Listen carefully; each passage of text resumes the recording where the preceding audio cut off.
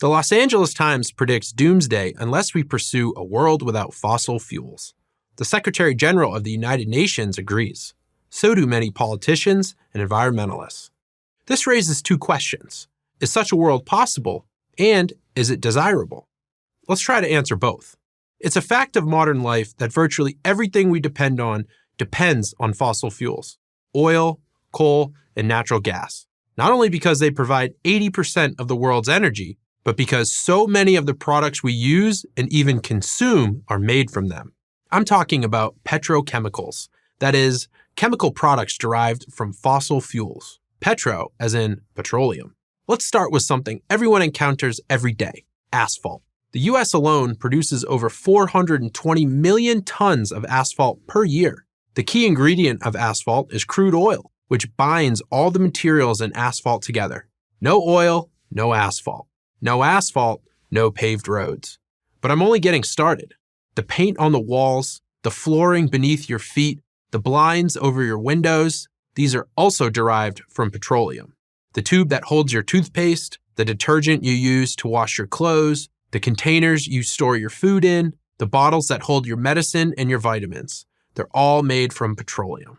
Your computer screen, your cell phone, your keyboard, your mouse pad, the coating around the cords that charge your phone, the casing for your car battery, the buttons on your shirt. Yep, fossil fuels, specifically plastic, another fossil fuel derivative. But that's still only a fraction of the full portrait. The raw materials from which these products are made have to be transported to factories by vehicles mostly powered by fossil fuels. The machines in the factories are also largely and sometimes completely powered by fossil fuels. Then, these products have to be shipped from the factory to retailers and consumers. Fossil fuels again. And we haven't even talked about food production. In 1950, more than 60% of the world's population was undernourished. By 2019, it was down to less than 9%, despite the fact that there are now 3 times as many people. What has changed? The answer is the introduction of modern herbicides, insecticides, fungicides, and fertilizer, all of which depend on petroleum products, specifically natural gas. Let's just look at fertilizers. Before the 20th century, your fertilizer options were limited to waste products like animal dung. Thanks to the invention of the Haber-Bosch process, one of the great breakthroughs in modern chemistry, natural gas could be used to produce ammonia, a critical catalyst in plant growth. To see how dramatically this changed crop yields, consider this. In America in the 1920s, a farmer produced less than 2 tons of corn per hectare. Today, that same plot of land produces 11 tons. Combine that with improvements in farm equipment, powered once again by fossil fuels, and the results are astonishing. The human labor required to harvest a kilogram of American wheat has declined over the past 2 centuries from 10 minutes to 2 seconds. Without fossil fuels, much of the world's population would starve to death in a year. Even renewable energy, the presumed antidote to fossil fuels, at least in the power and transportation realm, is completely dependent on fossil fuels. What do you think those wind turbines and solar panels are made of? Fiberglass and myriad other materials derived from petroleum. Like so many other industries, there's no renewable energy without fossil fuel energy. But the dependency is even more than you think. Since wind and solar are inherently intermittent, it's not always sunny and it's not always windy, there has to be a source of fossil fuel energy as a backup nearby. Unless, of course, you're lucky enough to still have a nuclear power plant in your neighborhood. Let's put it this way. If you're having surgery, you want the hospital to have reliable power. You should be getting the idea by now. Fossil fuels are not just about driving your car and heating your home. Fossil fuels are everywhere and in everything. According to one of the world's foremost experts on energy, Václav Smil, distinguished professor emeritus in the Faculty of Environment at the University of Manitoba, fossil fuels are the most important factor in explaining the advances of modern civilization. Smil's research demonstrates that since 1800, the energy available to each human being has increased 700-fold. What does this mean? If you live in the Western world, it's as if you have the 19th century equivalent of 240 personal servants. cooking your food, doing your laundry, heating your house, and helping you get from one place to another. Louis XIV had nothing on you. The world the LA Times wants, a world without fossil fuels, won't prevent doomsday. It will cause it. Worldwide poverty, mass starvation, and the end of civilization as we know it. If you want to live like the Flintstones and spend your life doing back-breaking labor from dawn to dusk just to feed yourself, be my guest. Me? I'll take my chances with fossil fuels. I'm Rogan O'Hanley, aka DC Drano, for Prager University. We're not denying that the climate is getting warmer. We're not denying that fossil fuels contribute to the increase in the climate's temperature. But every time we talk about fossil fuels and the fact that the alternatives are not good enough, we're being called climate change deniers. Is that a fair synopsis of the situation? It's not that we're denying that there is a problem. We're just saying that there isn't a viable current solution to get rid of fossil fuels. And frankly, nobody wants to give up their current way of life. I think that's indicative of the struggle with the dialogue today. That is a reasonable summary of what goes on right now. You know, I wrote this Bettering Human Lives report, a 100-page long report to go over where the world gets energy, how that's evolved with time, this problem of energy poverty. I wrote 12 pages on climate change, explaining the chemistry and physics of it, showing the data, the climate economic work the Intergovernmental Panel on Climate Change has done.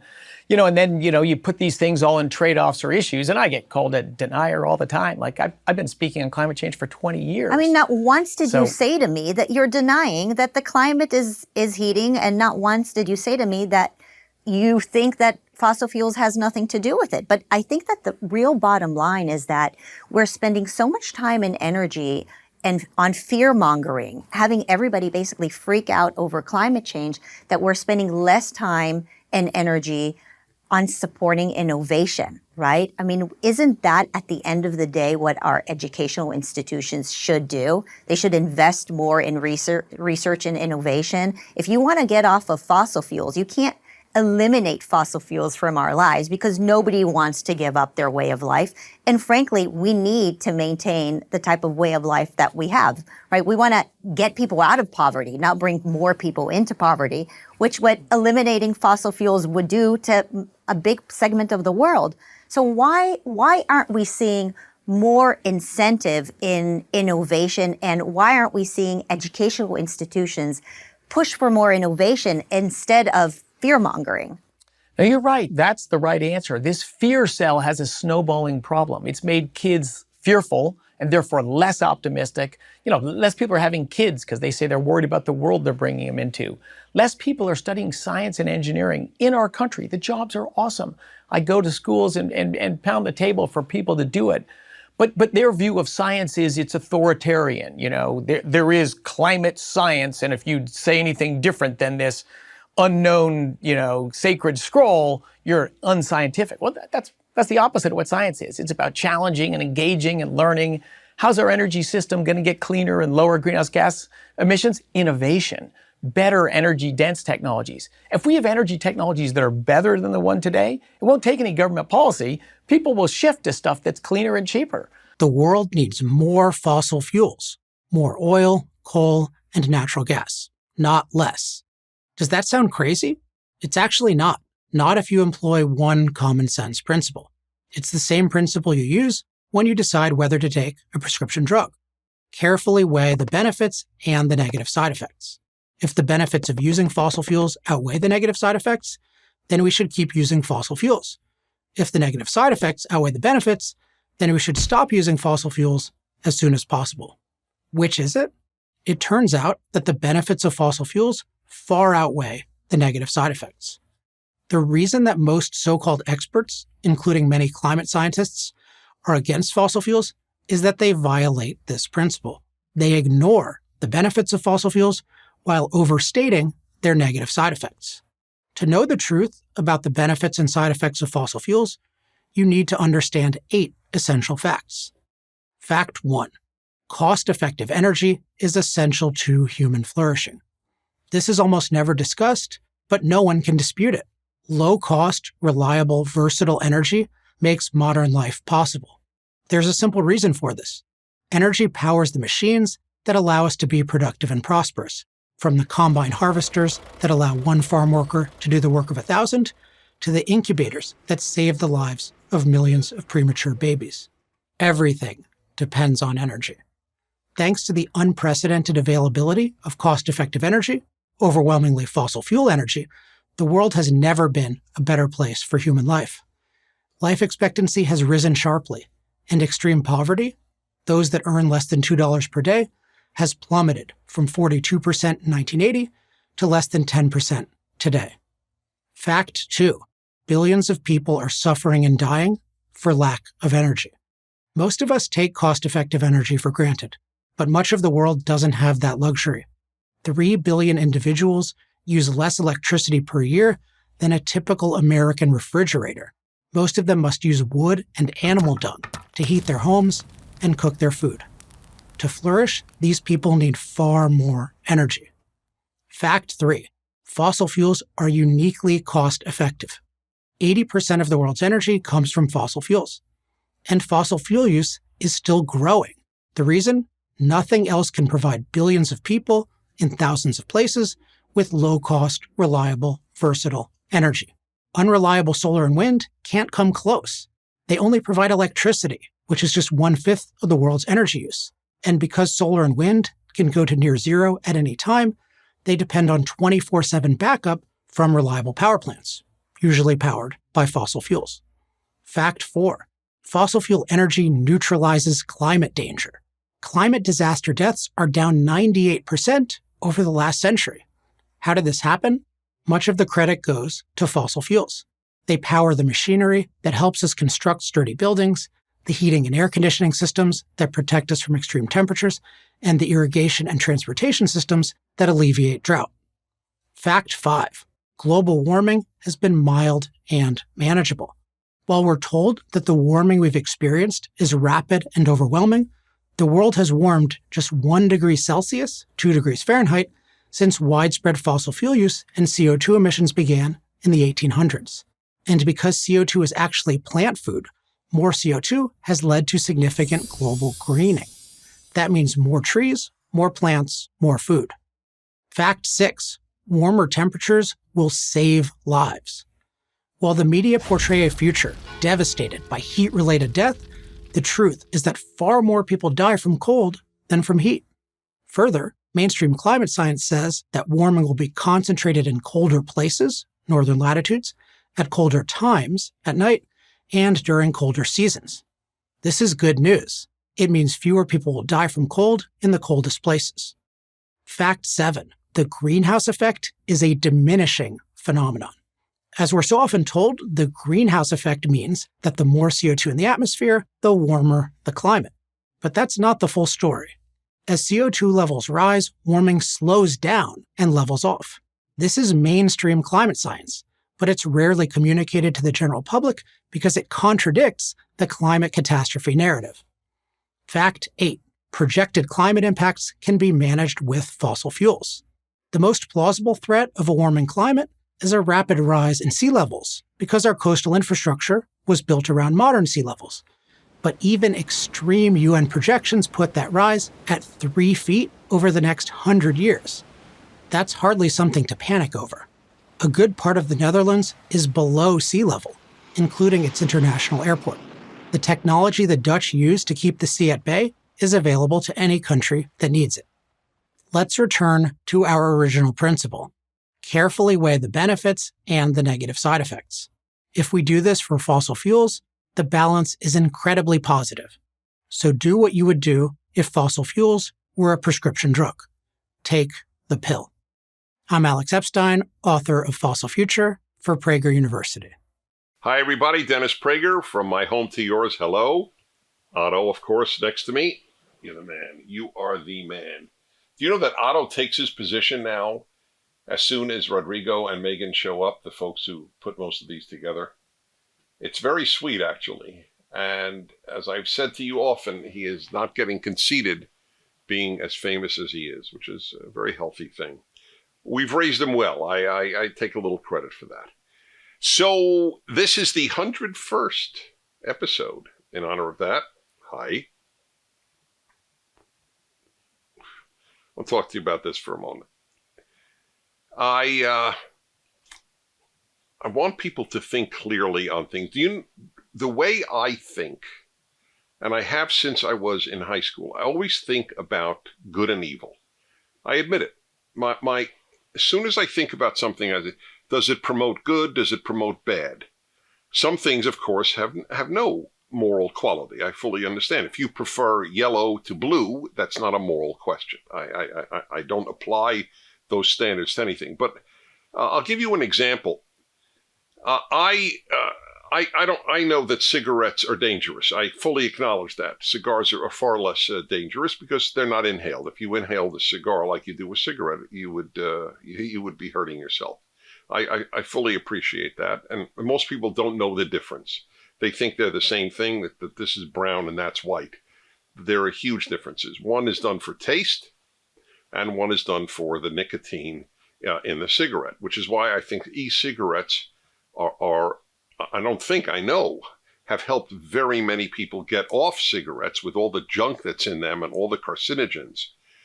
And in many parts of the Western world, e-cigarettes are encouraged by medical authorities, like in Britain, because it does take people away from cigarettes, which is a wonderful thing.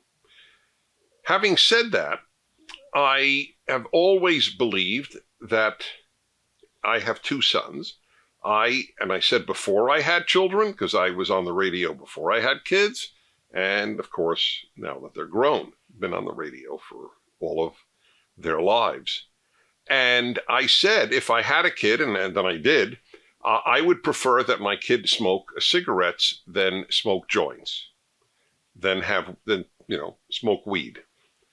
And a lot of people, in fact, I would say most of my listeners who tend to agree with me on many things don't agree with me on that one. And I preface this by saying I think in terms of right and wrong and good and bad. So I always told my kids, I am more worried about your character and your inner being and your mind than I am about your body. And of course, as a parent, I worry about my kids' bodies, obviously. But a kid who smokes a joint every day is, I believe, I think it's hurting him, especially his mind, her mind. And I think it doesn't generally, not always, doesn't generally speak well about character development, whereas smoking a cigarette, let alone a cigar, has nothing to do with character. I would prefer that my kids smoked a lot than drank a lot. Obviously, I mean, I think everybody would have to agree to that. As I pointed out very early on in the anti-tobacco passions that took over society, the vast majority of child abuse, spousal abuse, and violent crime take place or are committed by people who are under the influence of alcohol. But I've never heard of anybody molesting a child or beating up a spouse or murdering someone as a result of smoking a cigarette or a cigar. Neither have you. So why society went crazy against tobacco and not against alcohol doesn't speak well about society's moral compass. That is what I've always believed. So I had this on my radio show about the cigarette versus the weed. And a guy called up and he said, Dennis, I really enjoy you. I respect you, but I got to say, I don't agree with you on this one. My dad, whom I really respected and loved, died at 59 from lung cancer due to cigarette smoking. So I said to him, I asked him a question. I said, I'd just like to ask you a question. Would you have preferred that your dad smoked a joint every day and lived to 89, 30 more years? You'd have had him 30 more years. Or smoked cigarettes and died at 59. And he said, he thought for a moment, And when there's silence on the radio, it's very powerful. And he thought, yeah, there's a recording of it. You can hear it. And he thought, yeah, I'd rather lose my dad at 59 to cigarettes than have a dad who smoked weed every day to 89. So something one might think about when one thinks of these issues through. All right. I just wanted to make a comment on that. Oh, I got another comment. Sorry, before the questions. I got another comment.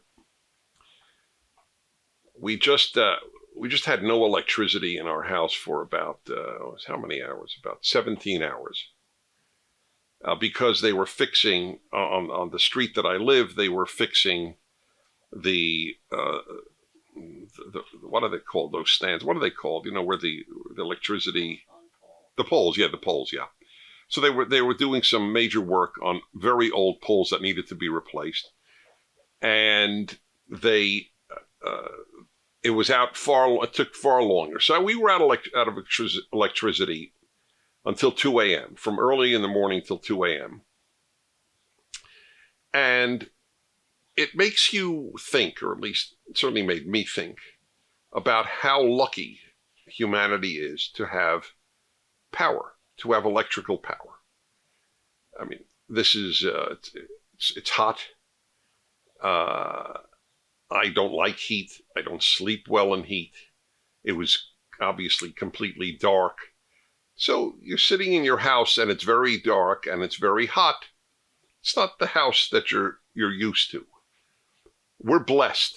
We are blessed beyond words to have electricity, to have power, to power cars, to power trains, airplanes, buses, to, of course, give power to hospitals. No power, pretty much no hospital. And I would just like everybody to sit to reflect for a minute on how lucky we are to have had fossil fuel. It is one of the greatest blessings in the history of the world. Either thank nature or thank God or thank both that we have had fossil fuel. Because without that, we wouldn't have civilization as we know it. Massive numbers of people would have died who otherwise would have been treated, would have been transported. Well, how would you transport somebody to a hospital that had no electricity? By horse? Do you realize where we would have been without this power? So when I hear all of this fossil fuel, at least put it in perspective. Thank you, fossil fuel. You want to go into green energy, is it called? Go into green energy. But let's at least have perspective. Thank you, fossil fuel, for making the world of health possible, the world of transportation, the world of communication. It's all been made possible thanks to fossil fuel. The ignorance that dominates the educational system today, the lack of history, the lack of perspective it could kill us. I mean, could kill us as a civilization. If you don't know what has happened, you will not have a future. It is as simple as that. So, but just remember, if we want to kick over the fossil fuel bucket, we better have something really cheap, really effective to replace it. It's very nice and easy to say, oh, we'll just replace it. It's not so easy to do. Oh, it is, by the way. It actually is somewhat easy to do with nuclear power, which is completely clean. The proof, in my opinion, that most of it is hysteria with regard to fossil fuel is that the vast majority of those who are hysterical about the world coming to an end don't advocate nuclear power. That proves, that's not an opinion of mine. This is proof that that's hysteria. Because you have to be a hysteric to prefer wind and sun to nuclear. When nuclear works, nuclear power 70%, what is it, of France? Or is it of Sweden? I think Sweden. But France is also vast, maybe both of them. Yeah, those are models to a lot of the people. France and Sweden, they love those places. They're progressive. Okay, here are progressive countries that get their power from nuclear power.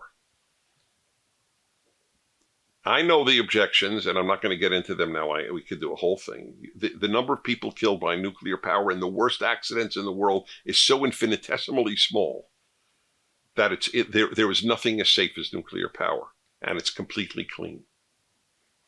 So whenever I hear anybody say, oh, we have to get rid of fossil fuel, are you for nuclear power? If they're not, I don't take them seriously. They are not to be taken seriously. They live in a dream, make-believe world. Okay, got that out of my system. So in honor, too, of this 101st episode, first one after 100, that's what 101 is, we're inaugurating sometimes video questions. Is that right? Because I take your questions from all over the world. By the way, it is from all over the world. I asked my staff at PragerU to compile a list of the countries from which questions have come, almost all from young people.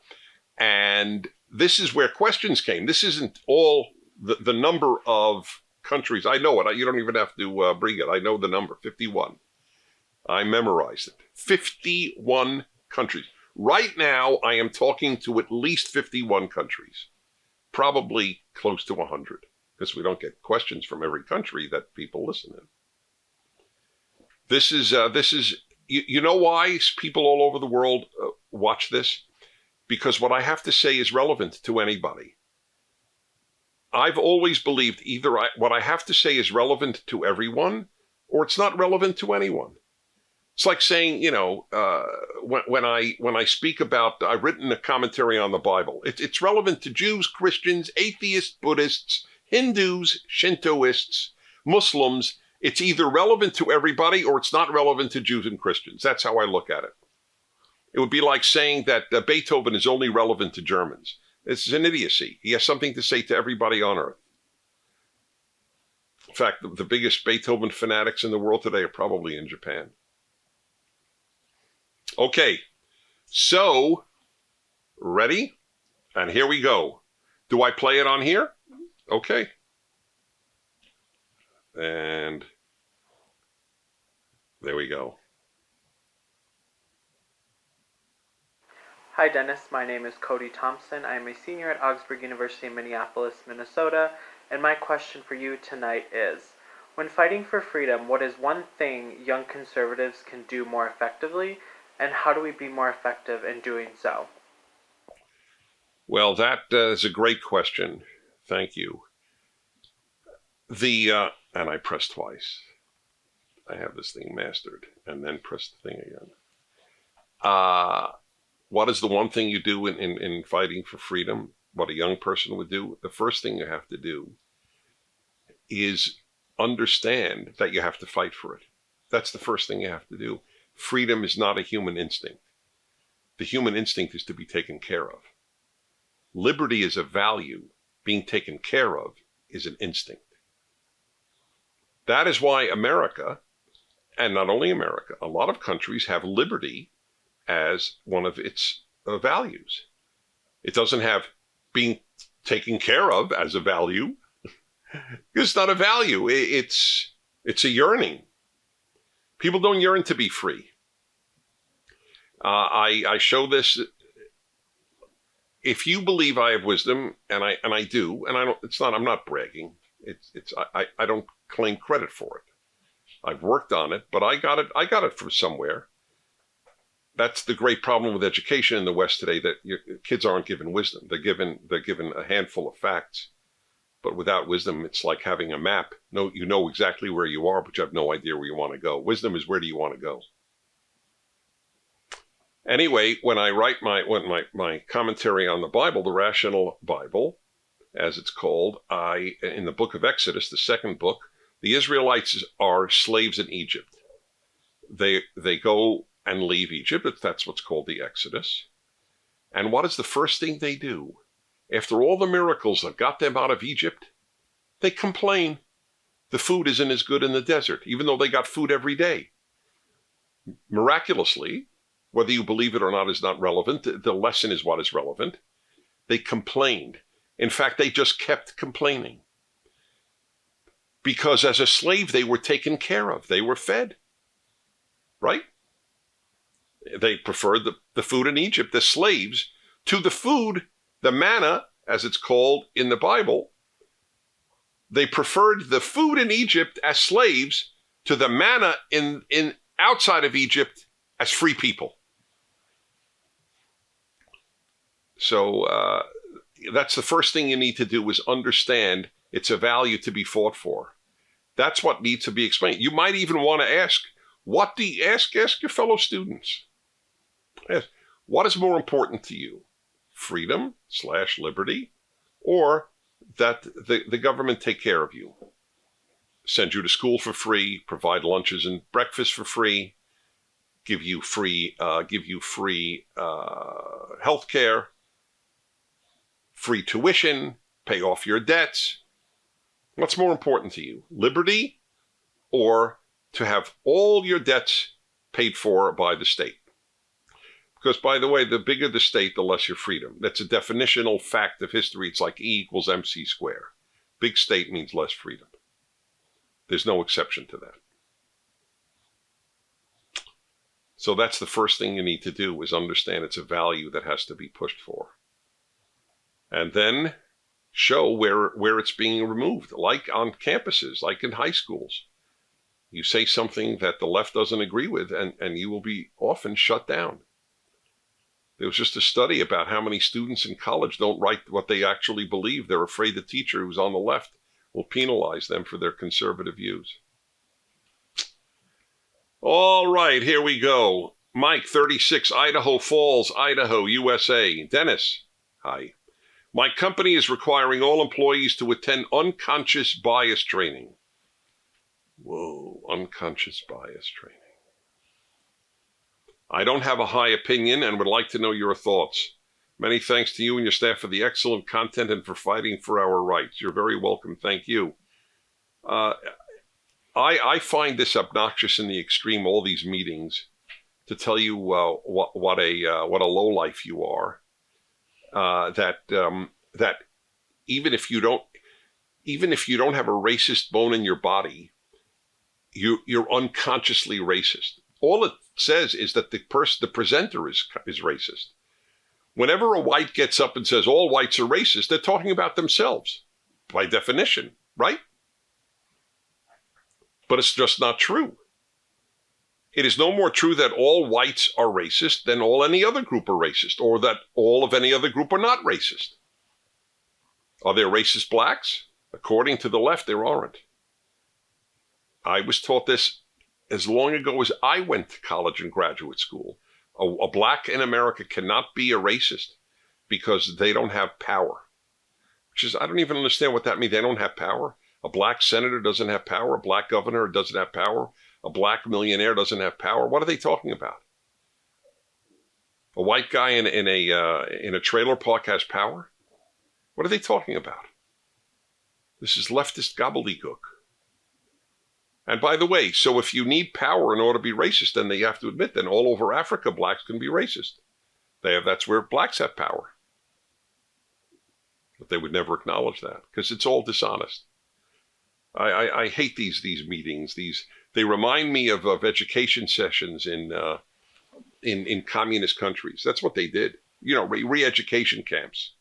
That's what they're doing at these businesses. And, it's just an unemployment for people who don't have the talent to do something else. That's how I look at it. What do you do for a living? Oh, I tell people about their unconscious biases. God, I'd like to attend one of these meetings. I really would. Invite me. Okay. Luke 22, Freedom, Pennsylvania. There's actually a city named Freedom. You see that?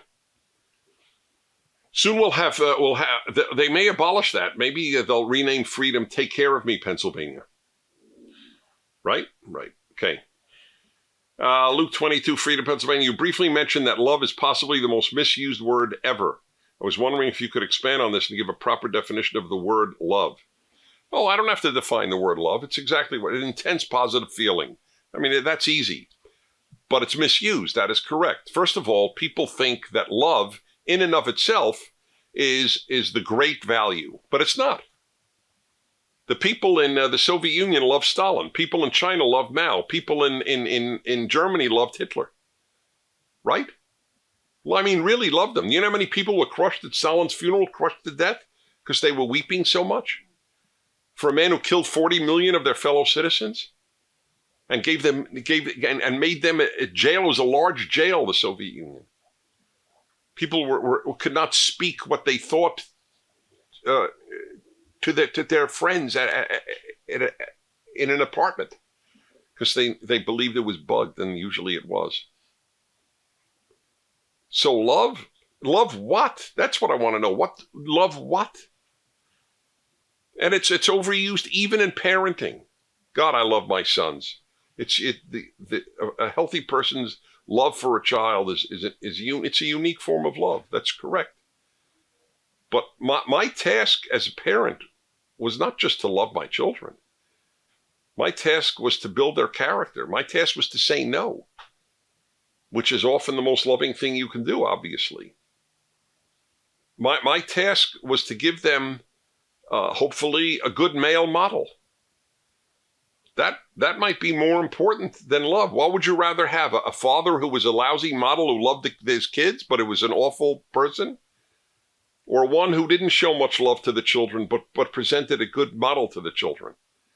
It's way overrated, way overrated. You know how many people beat up their spouse and then tell them they love them? It's just way overrated. I'm sorry. And, I think the best example is how many terrible things have been loved. So that's why I think it's way over, not just overrated, but as you write, misused. Yes. What are we up to in time? 23. Good. Andre, 14 years old, Friesland, the Netherlands. Hi, Andre. Why do you hate communism? So listen, Andre, since I never patronize anybody, I respect you too much. I can't tell you how depressed I am to get that question. Would you have written, why do I hate Nazism? Watch my video. Watch my PragerU video. Why is Nazism hated more than communism? I hate communism for the same reasons I hate Nazism. These were the two most organized evils in the 20th century and perhaps in history. That's why. But I'll bet you don't know about Gulag, where tens of millions were killed by Stalin in the Soviet Union, 60 to 80 million killed by Mao under communism in China. Pol Pot killed almost 1 out of every 3 Cambodians. Communist Pol Pot. I visited the killing fields in Cambodia. I felt it was a moral duty to go there, just as people feel it's a moral duty to visit Auschwitz, the Nazi death camp, where some days 6,000 Jews a day were gassed, shot, and burned. It is a statement of how bad education is. I mean bad. That the vast majority of people, probably under 40, don't have a clue as to what communism did. That's because the left are the educators, by and large. And I knew from a very early age, and I was a liberal Democrat a good part of my life, but I knew I was never a leftist because the left doesn't hate evil. I hate evil. My favorite verse in the Bible is those who love God must hate evil. You can't, if you don't hate evil, you can't love God. I love that verse. If you hate evil, you'll hate Nazism and you'll hate communism. Period. Ryan, 36, Paradise, Newfoundland. I've been to Newfoundland a couple of times. I've enjoyed it very much. Dennis, throughout my young adulthood, I was a radical leftist. I made many poor life choices whilst under that spell. Thanks in large part to you, that spell has been broken. In the past, I believed the institution of marriage was silly and that casual relationships and even polyamory, that's more than one at a time, were more enlightened lifestyles.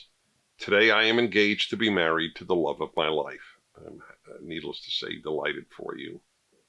Nevertheless, I remain in the aftermath of my confused youth.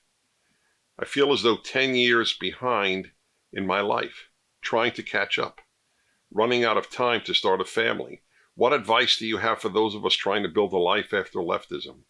Thank you so much for your work, and please give Otto a pat on the head for me. With pleasure.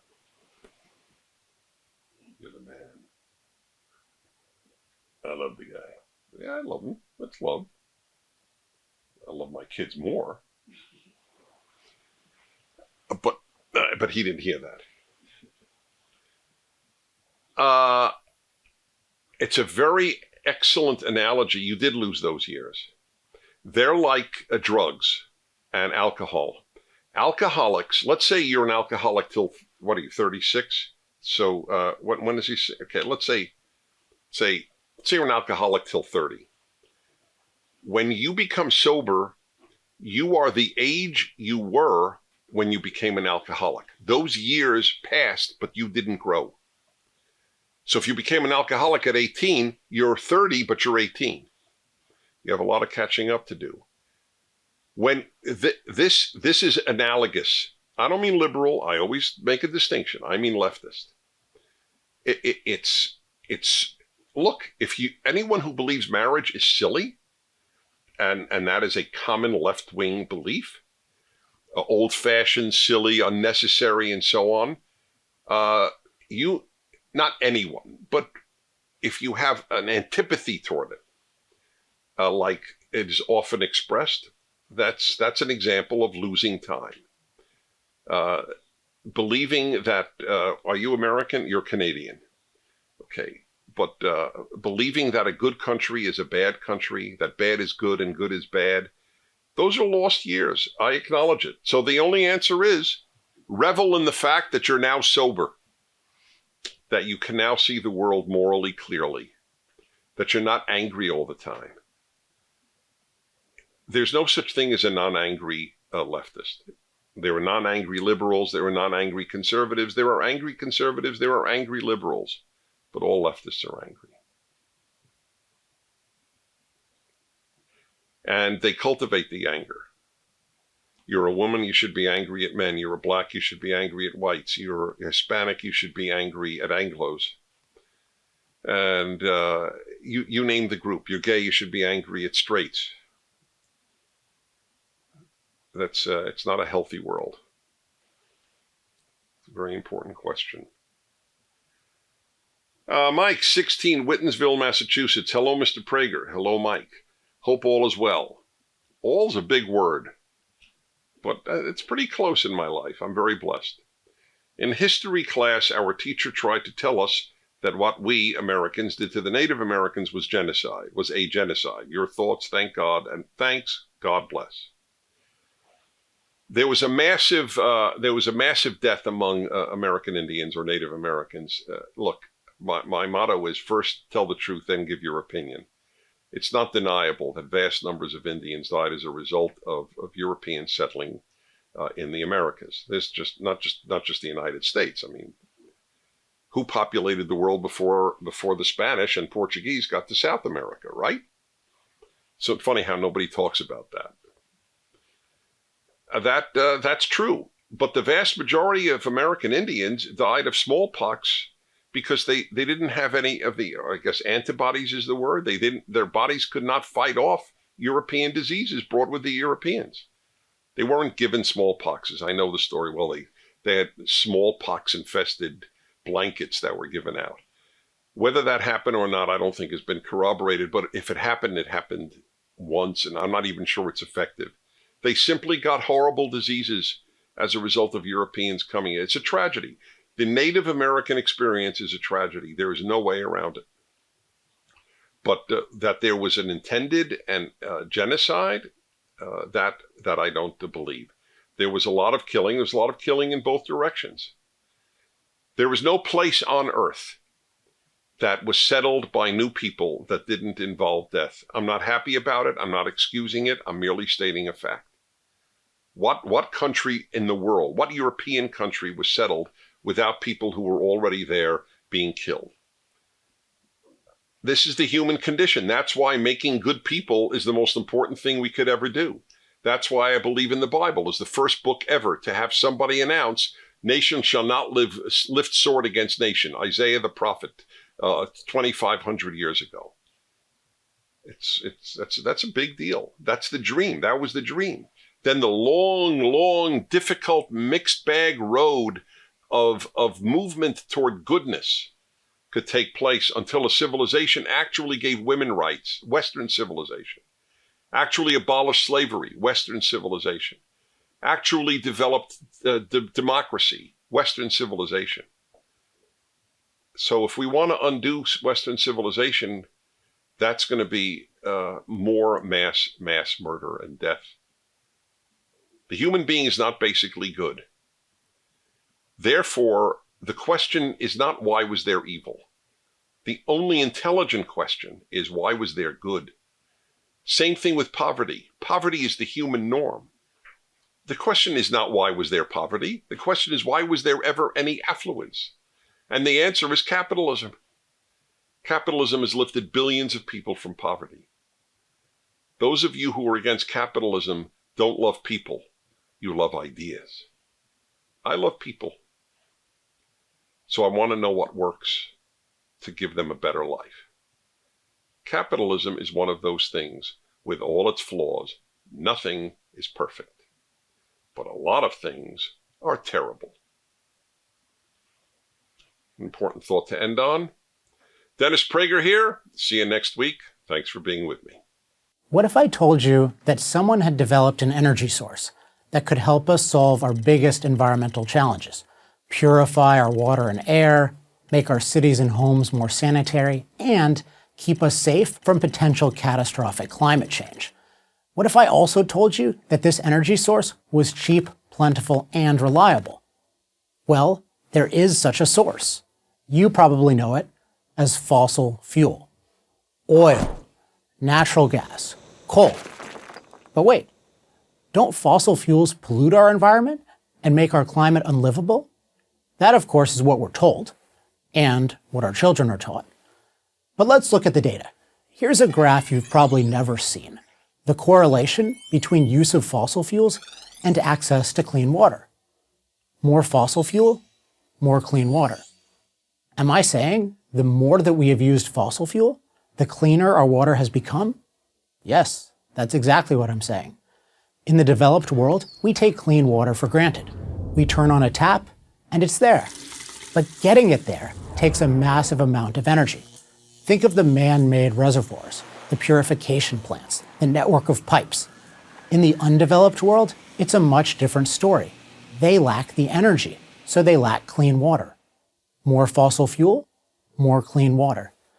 The same is true of sanitation. By the use of cheap, plentiful, and reliable energy from fossil fuels, we have made our environment cleaner. Take a look at this graph. More fossil fuel, better sanitation. Okay, what about air quality? Here's a graph of the air pollution trends in the United States over the last half-century, based on data from the Environmental Protection Agency. Note the dramatic downward trend in emissions, even though we use more fossil fuel than ever. How is this achieved? Above all, by using anti-pollution technology, powered by fossil fuel, oil, natural gas, and coal. But even without modern pollution control technology, fossil fuel makes our air cleaner. Indoor pollution, caused by burning a fire inside your house, cabin, hut, or tent to cook and keep warm, was a deadly global problem until the late 19th century, when cheap kerosene, a fossil fuel byproduct, became available in America and Europe. Indoor pollution is still a major issue in the developing world today. The best solution? Fossil fuel. And now we come to the biggest fossil fuel concern of all: global warming. On this very sensitive topic, we need to get our terms straight. There is a big difference between mild global warming and catastrophic global warming. We can all agree on that, right?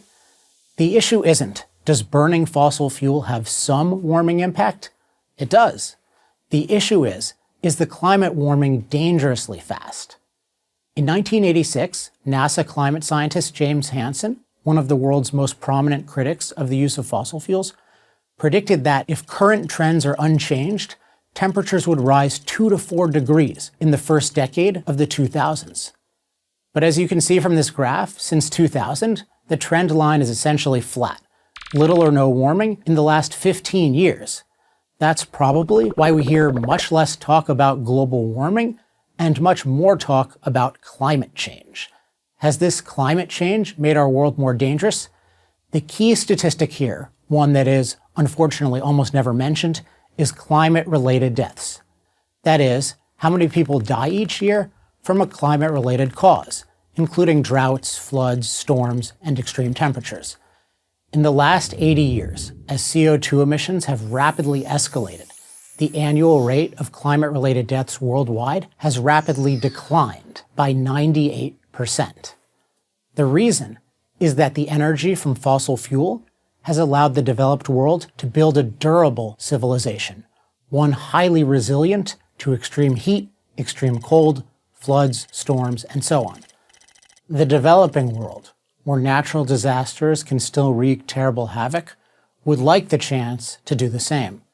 But to do that, they will need a lot more energy. The cheapest, fastest, and easiest way to get that energy is from fossil fuels. In sum, fossil fuels don't take a naturally safe environment and make it dangerous. They empower us to take a naturally dangerous environment and make it cleaner and safer. I'm Alex Epstein of the Center for Industrial Progress for Prager University. Just because you feel like you're doing the right thing doesn't mean you are. I have dedicated most of my life to protecting the environment, but I went about it in the wrong way. I thought I was acting morally, protecting the well-being of people and the planet. In fact, I was harming both. I believed solar and wind power were the future, our only hope of avoiding an environmental catastrophe. Fossil fuels were the enemy, extracted from the earth by greedy companies plundering the land, polluting the air, and destroying ecosystems. Keeping the wilderness as pristine as possible was my passion. Ever since I was a teenager, I've loved the outdoors. I led mountaineering expeditions in Alaska, spent months backpacking in the Rockies, and climbed the highest peaks in national parks. I only took jobs I thought would protect the environment. I started a company that built composting systems for cities and businesses. I served as executive director of an organization that championed green construction policies. And then I became CEO of a consulting firm that worked on making homes more energy efficient. At that time, the Obama administration had earmarked billions of dollars in federal funding to create jobs in the energy sector, and my company won multi-year contracts valued over $60 million. I thought I was making a real difference in the world. I was surrounded by smart, successful, and ambitious people who shared my beliefs and my heartfelt desire to change things. And my company had lots of money and lots of government support. There was only one problem. Our project to build more energy-efficient homes was an utter failure. Making home energy improvements was much too expensive for middle-class families, even with generous government subsidies. Wealthy families, by contrast, loved the program. They got subsidies they didn't need in the environmental cred they craved. In reality, though, we weren't achieving much of anything, except wasting taxpayer money. That's not how the government saw it.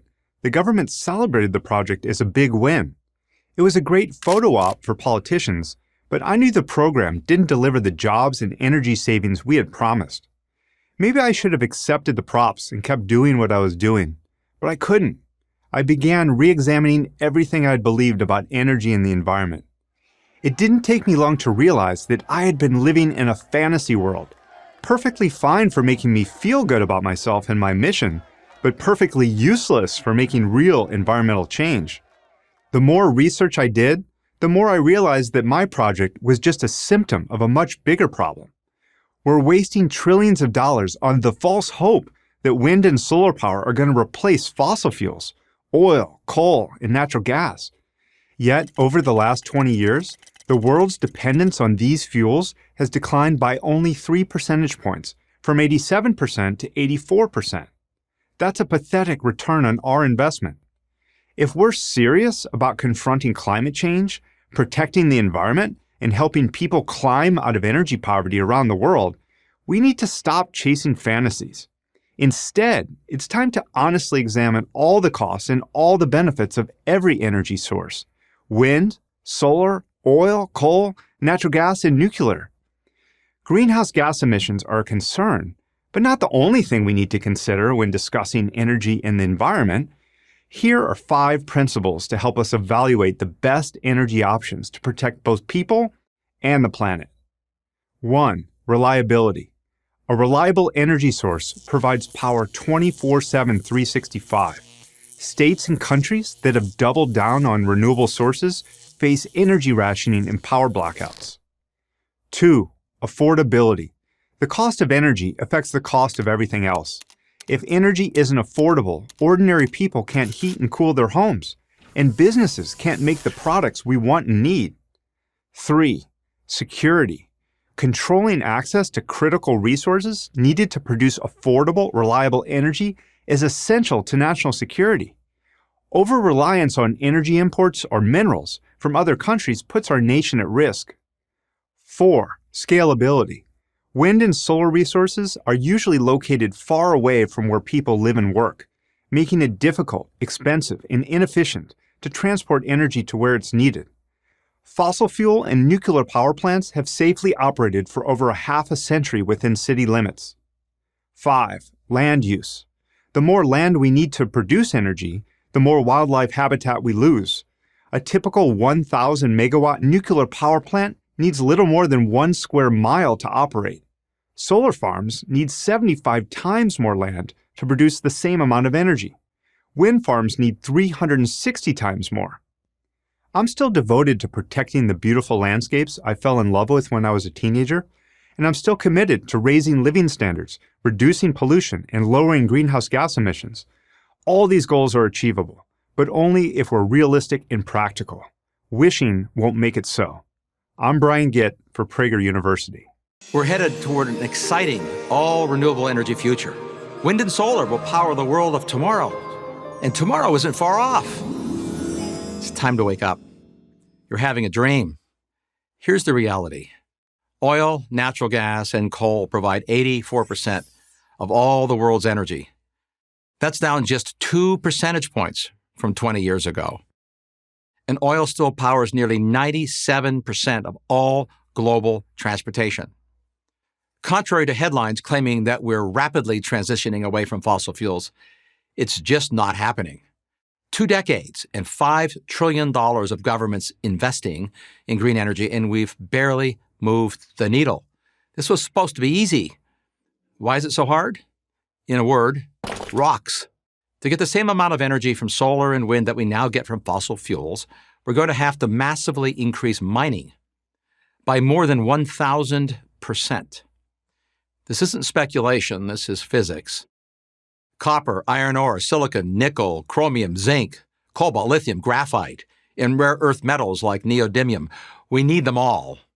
And then those metals and materials have to be turned into motors, turbine blades, solar panels, batteries, and hundreds of other industrial components. That also takes lots of energy, which requires even more mining. As a World Bank study put it, these green technologies are in fact significantly more material intensive than our current energy mix. That may be the understatement of the century.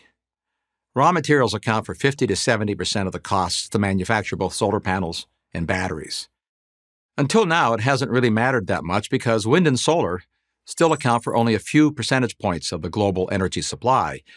They're an applause line for environmentalists, not a major energy player, and it's unlikely they will be in the foreseeable future. But for the sake of argument, let's say we sharply ramp up mining. Where would these new mines be located? Well, for one, China. That country is today the single largest source of most of our critical energy materials. The United States is not only a minor player, but is dependent on imports for 100% of 17 critical minerals. Do we want to give China more political and economic leverage? Europe has made itself dependent on Russia for 40% of its natural gas. How well has that worked out? Ironically, we have all the minerals we need right here in North America. But good luck trying to get them out of the ground.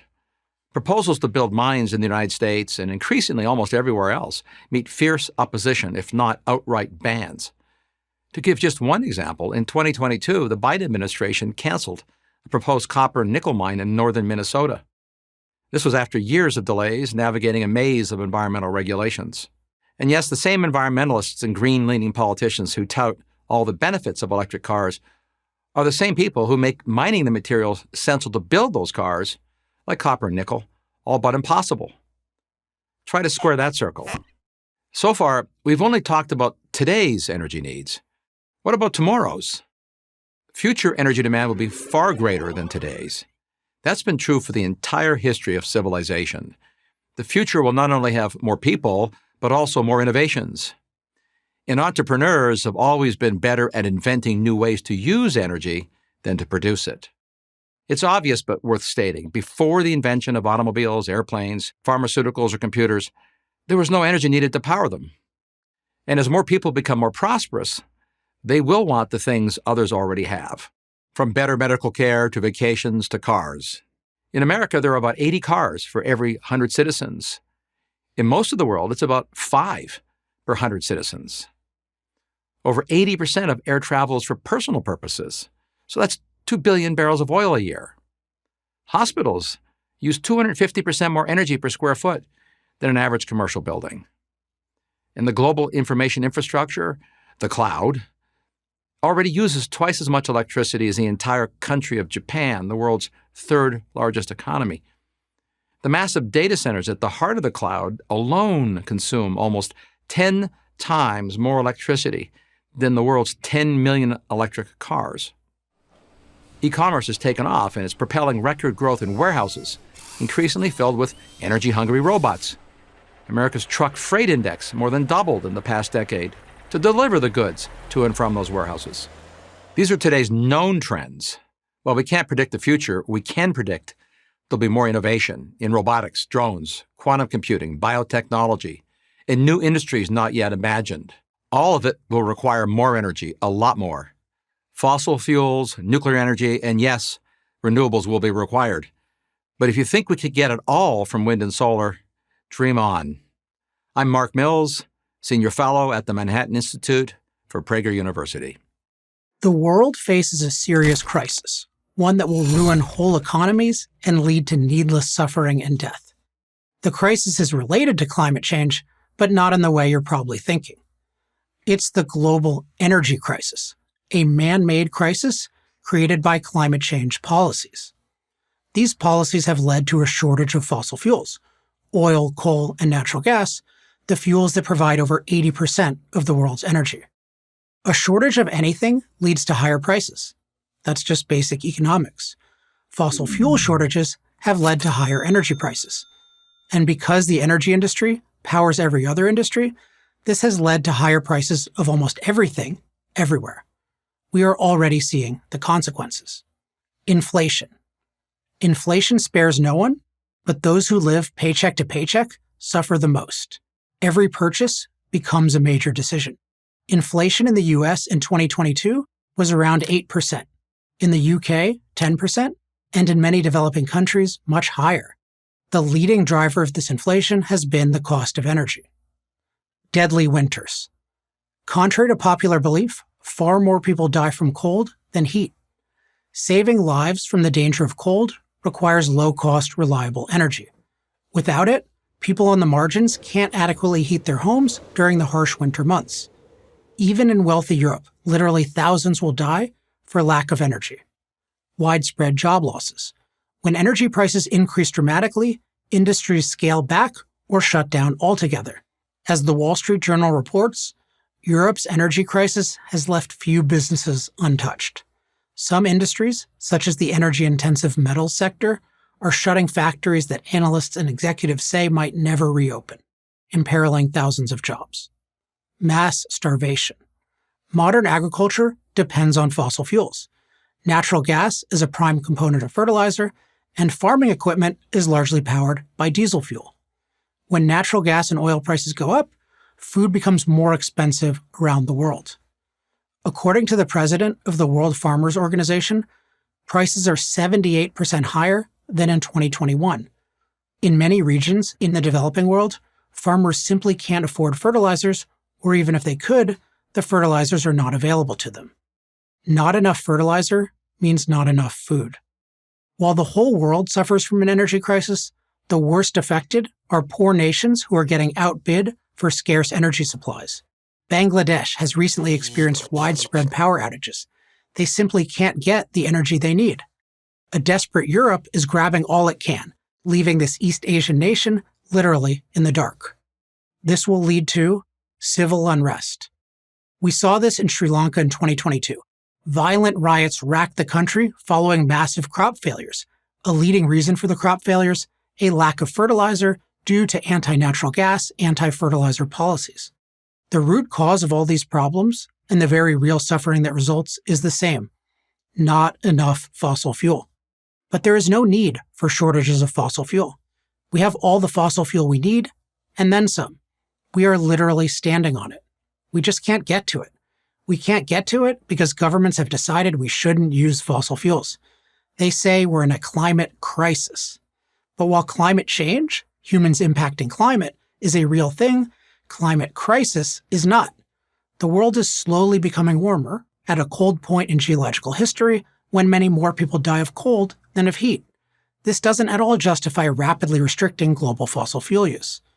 Fossil fuels actually make us far safer from climate by providing low-cost energy for the amazing machines that protect us against storms, protect us against extreme temperatures, and alleviate drought. Climate disaster deaths have decreased 98% over the last century. The only rational approach to reducing fossil fuels' climate impacts is a long-term one based on developing truly competitive, reliable forms of energy, most promisingly nuclear energy. Unfortunately, instead of taking this rational approach, governments declared a climate crisis and started immediately restricting fossil fuels, with no viable replacement. They pretended that solar and wind could somehow replace fossil fuels. But since these fuels are inherently unreliable, they can go to near zero at any given time, there was never any reason to believe this. Now we're suffering the consequences of their folly. Instead of rapidly expanding our fossil fuel production, we're begging Saudi Arabia and Venezuela to expand theirs.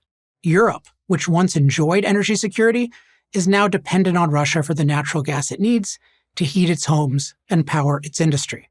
And outrageously, instead of apologizing for the disastrous anti-fossil fuel policies that caused today's energy crisis, our so-called experts are confidently doubling down, advocating for even more aggressive elimination of fossil fuel production. Every nation will suffer from the global energy crisis, but those with the least will suffer the most. Many will die, sacrificed on the altar of a climate crisis that doesn't exist. How long will we let this continue? I'm Alex Epstein, author of Fossil Future for Prager University. One of the very first things President Joe Biden did on his very first day in office was to cancel the Keystone XL pipeline. That wasn't an accident. The Democrats and their environmentalist allies hate the pipeline. In the immortal words of Al Capone in the movie The Untouchables, they want it dead. And now it is. The company that was building the project has announced that after 16 years of futile effort, it won't pursue any more court appeals. They're backing out. They've had enough. But here's what doesn't make sense.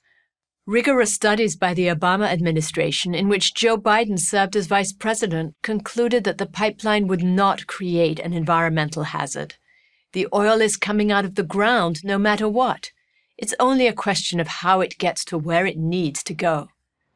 The pipeline would have created thousands of construction jobs and moved large amounts of needed oil and gas from Canada to refineries in the U.S. Lots of upside, almost no downside. That's why President Biden's antipathy towards the project is hard to understand. Maybe it's a safety issue, so let's look at pipelines from a safety perspective. Within the U.S., oil and gas have to be transported from point A to point B. To do this, oil producers have three choices: pipeline, rail, or road. Fortunately, all three methods have low accident rates, but pipelines are clearly the safest. Here's why. They don't move. Trains move, trucks move, pipelines don't. When oil is in a pipeline, the pipeline stays still and the oil moves with little risk of accident. New technology makes it even safer. Pipelines can now be monitored for a leak the size of a pinhole. Sophisticated pressure gauges can signal if oil pressure is declining, another sign of a potential problem. Moving oil and gas safely around the continent is a big deal because the amount of oil and gas moved is a big deal. For example, the United States imports about 3.2 million barrels a day of crude oil from Canada alone. And, of course, it moves much more oil within its own borders. Petroleum production in the United States is about 11 million barrels a day. U.S. natural gas production is about 100 billion cubic feet per day. No matter how many net zero carbon mandates are passed, that won't change. It all has to go somewhere, and most of it already goes through pipelines. America has 190,000 miles of onshore and offshore petroleum pipelines, and 2.4 million miles of natural gas pipelines that collect natural gas and send it to businesses and consumers. Approximately 80% of crude oil and petroleum products are shipped by pipeline. Road and rail account for most of the rest, with tanker and barge making up a small fraction.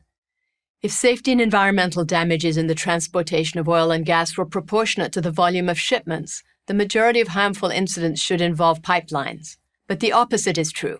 The majority of incidents involve road and rail. And when they do happen, they can be catastrophic. For example, in July of 2013, 47 people were killed when a train carrying oil derailed in the Canadian town of Lac-Mégantic, Quebec. The entire town was leveled in the conflagration that ensued.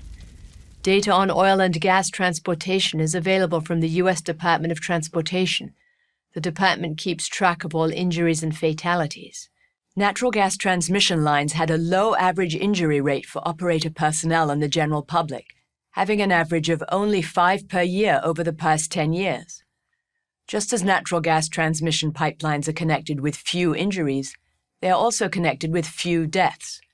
Between 2011 and 2020, there was an average of 2 deaths annually from natural gas transmission pipeline incidents. But what about spills? That's a big problem for pipelines, right? Not really. Barrels of fuel spilled per mile have shown a declining trend over the past decade. In 2010, 10 barrels were spilled per billion barrel miles. This declined to 7 barrels in 2020. Those on opposite sides of the political divide don't agree on much these days, but they do agree on this. It's in our national interest to expand our industrial manufacturing base. Steel, auto, petrochemicals, and the like. It's a win for everybody. High-paying jobs, larger tax base, you name it. To accomplish this worthy goal, we're going to need a lot of energy, a lot more than we're projected to get from wind and solar. That's just a fact. To get oil from North Dakota to the refineries on the Gulf, and natural gas from Pennsylvania and Ohio to the rest of the country, we need the most efficient, most environmentally friendly, and safest transportation method possible. Hands down, that would be pipelines. And that makes President Biden's decision to cancel the Keystone XL pipeline all the more perplexing. I'm Diana Furch-Scott-Roth, adjunct professor at George Washington University for Prager University.